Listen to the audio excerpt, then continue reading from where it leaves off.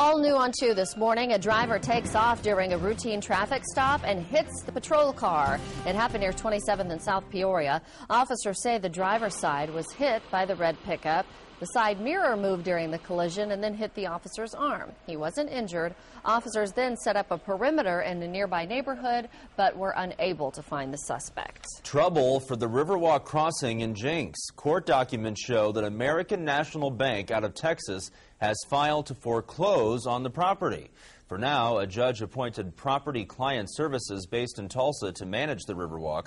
We left messages for the Riverwalk's owner, but he didn't return our calls. Tulsa's city attorney says councilors do not have authority to issue budget amendments. Interim city attorney David Pauling says the city charter establishes a strong mayor form of government and does not give councilors the authority to change the budget. City councilors say they've never heard this before. It's crazy. I can't think of any democratic government